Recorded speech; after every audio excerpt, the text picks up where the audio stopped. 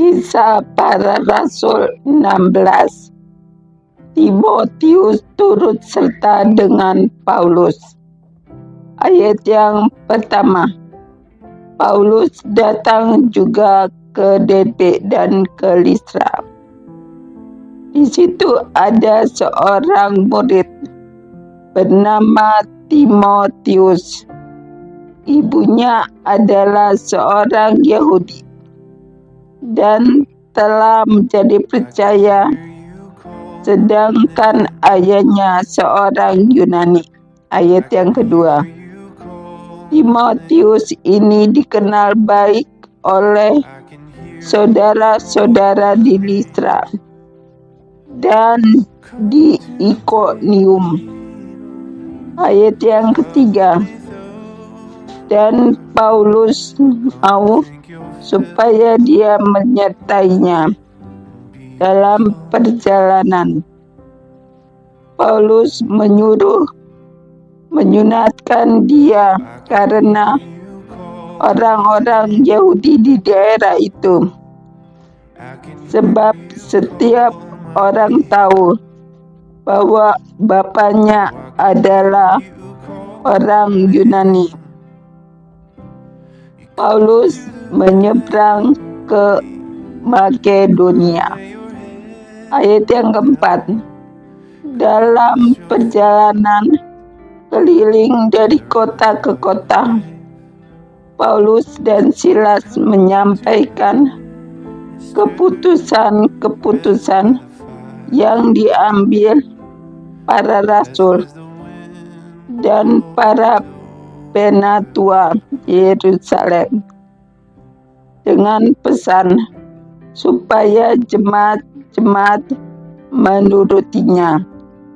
Ayat yang kelima, demikianlah jemaat-jemaat diteguhkan dalam iman, dan makin lama makin bertambah besar jumlahnya.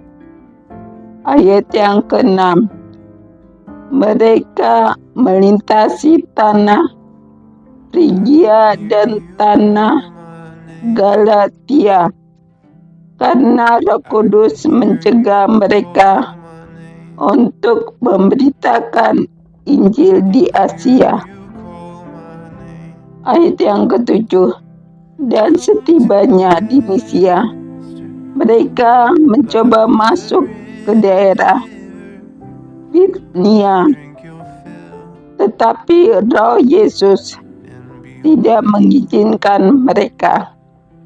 Ayat yang ke-8, setelah melintasi Misia, mereka sampai di Troas.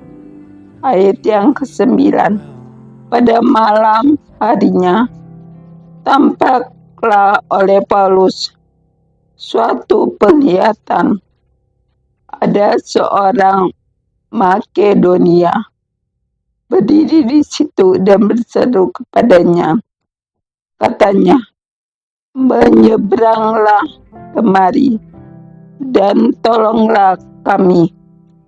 Ayat yang ke-10, setelah Paulus melihat penglihatan itu, segeralah kami mencari kesempatan untuk berangkat ke Makedonia.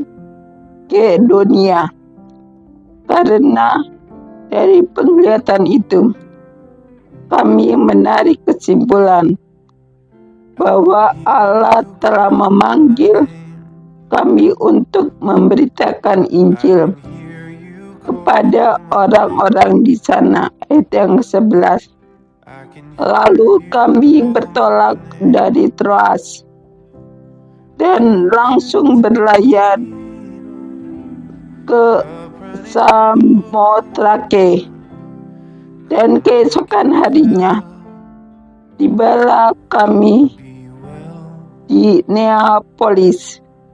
Ayat yang ke-12, dari situ kami ke Filipi, kota pertama di bagian Makedonia. Ini suatu kota perantauan orang Roma. Di kota itu kami tinggal beberapa hari. Paulus dan Filipi. Ayat yang ke-13. Pada hari Sabat, kami keluar pintu gerbang kota.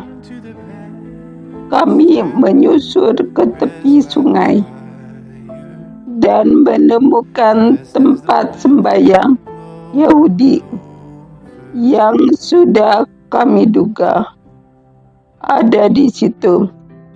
Setelah duduk, kami berbicara kepada perempuan-perempuan yang ada berkumpul di situ. Ayat 14. Seorang dari perempuan-perempuan itu yang bernama Lydia turut mendengarkan. Ia seorang penjual kain ungu dari kota Tiatira yang beribadah kepada Allah. Tuhan membuka hatinya sehingga ia memperhatikan apa yang dikatakan oleh Paulus. Ayat yang ke-15. Sesudah ia dibaptis bersama-sama dengan seisi rumahnya, ia mengajak kami, katanya, jika kamu berpendapat bahwa aku sungguh-sungguh percaya kepada Tuhan, marilah menumpang di rumahku. Ia mendesak sampai kami menerimanya. Ayat yang ke-16. Pada suatu kali ketika kami pergi ke tempat sembahyang itu, kami bertemu dengan seorang hamba perempuan yang mempunyai roh tenung. Dengan tenungannya, tuan-tuannya memperoleh penghasilan besar. Ayat yang ke-17. Ia mengikuti Paulus dan kami dari belakang sambil berseru, katanya, orang-orang ini adalah hamba Allah yang Maha Tinggi. Mereka memberitakan kepadamu jalan kepada keselamatan. Ayat yang ke-18. Hal itu dilakukannya beberapa hari lamanya. Tetapi ketika Paulus tidak tahan lagi akan gangguan itu, ia berpaling dan berkata kepada roh itu, demi nama Yesus Kristus, aku menyuruh engkau keluar dari perempuan ini. Seketika itu juga keluarlah roh itu. Kepala penjara Filipi. Ayat yang ke-19. Ketika tuan-tuan perempuan itu melihat bahwa harapan mereka akan mendapat penghasilan lenyap, mereka menangkap Paulus dan Silas, lalu menyeret mereka ke pasar untuk menghadap penguasa. Ayat yang ke-20. Setelah mereka membawa keduanya menghadap pembesar kota itu, berkatalah mereka, katanya, orang-orang ini mengacau kota kita ini karena mereka orang Yahudi. Ayat yang ke-21. Dan mereka mengajarkan adat istiadat yang kita sebagai orang Rom tidak boleh menerimanya atau menurutinya. Ayat yang ke-22. Juga orang banyak bangkit menentang mereka. Lalu pembesar-pembesar kota itu menyuruh mengoyakkan pakaian dari tubuh mereka dan mendera mereka. Ayat yang ke-23. Setelah mereka berkali-kali didera, mereka dilemparkan ke dalam penjara. Kepala penjara diperintahkan untuk menjaga mereka dengan sungguh-sungguh. Ayat yang ke-24. Sesuai dengan perintah itu, kepala penjara memasukkan mereka ke ruang penjara yang paling tengah dan membelenggu kaki mereka dalam pasungan yang kuat. Ayat yang ke-25. Tetapi kira-kira tengah malam, Paulus dan Silas berdoa dan menyanyikan puji-pujian kepada Allah, dan orang-orang hukuman lain mendengarkan mereka. Ayat yang ke-26. Akan tetapi terjadilah gempa bumi yang hebat, sehingga sendi-sendi penjara itu goyah, dan seketika itu juga terbukalah semua pintu, dan terlepaslah belenggu mereka semua. Ayat yang ke-27. Ketika kepala penjara itu terjaga dari tidurnya dan melihat pintu-pintu penjara terbuka, ia menghunus pedangnya hendak membunuh diri, karena ia menyangka bahwa orang-orang hukuman itu telah melarikan diri. Ayat yang ke-28. Tetapi Paulus berseru dengan suara nyaring, katanya, jangan celakakan dirimu, sebab kami semuanya masih ada di sini. Ayat yang ke-29. Kepala penjara itu menyuruh membawa suluh, lalu berlari masuk, dan dengan gemetar tersungkurlah ia di depan Paulus dan Silas. Ayat yang ke-30. Ia mengantar mereka keluar sambil berkata, Tuan, Tuan, apakah yang harus aku perbuat supaya aku selamat? Ayat yang ke-31. Jawab mereka, percayalah kepada Tuhan Yesus Kristus, dan engkau akan selamat, engkau dan seisi rumahmu. Ayat yang ke-32.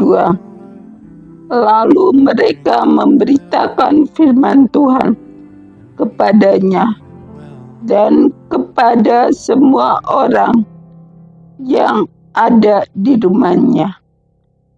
Ayat yang ke-33. Pada jam itu juga kepala penjara itu membawa mereka dan membasuh bilut mereka. Seketika itu juga ia dan keluarganya memberi diri dibaptis. Ayat yang ke-34. Lalu ia membawa mereka ke rumahnya dan menghidangkan makanan kepada mereka. Dan ia sangat bergembira bahwa ia dan seisi rumahnya telah menjadi percaya kepada Allah. Ayat yang ke-35. Setelah hari siang, pembesar-pembesar kota menyuruh pejabat-pejabat kota pergi kepada kepala penjara dengan pesan, lepaskanlah kedua orang itu. Ayat yang ke-36. Kepala penjara meneruskan pesan itu kepada Paulus. Katanya, pembesar-pembesar kota telah menyuruh melepaskan kamu. Jadi keluarlah kamu sekarang dan pergilah dengan selamat. Ayat yang ke-37.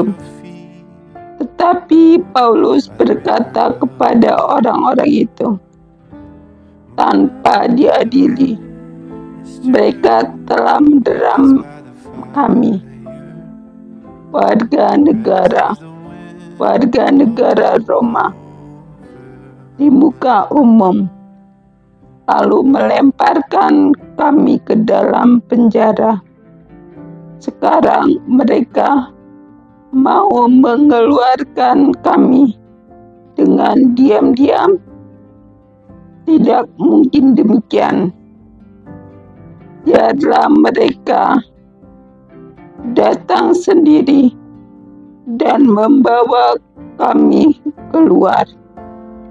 Ayat yang ke-38. Pejabat itu menyampaikan perkataan itu kepada pembesar kota. Ketika mereka mendengar bahwa Paulus dan Silas adalah orang Rom, maka takutlah mereka. Ayat yang ke-39. Mereka datang minta maaf, lalu membawa kedua rasul itu keluar dan memohon supaya mereka meninggalkan kota itu. Ayat yang ke-40. Lalu mereka meninggalkan penjara itu dan pergi ke rumah Lydia, dan setelah bertemu dengan saudara-saudara di situ dan menghiburkan mereka, berangkatlah kedua rasul itu.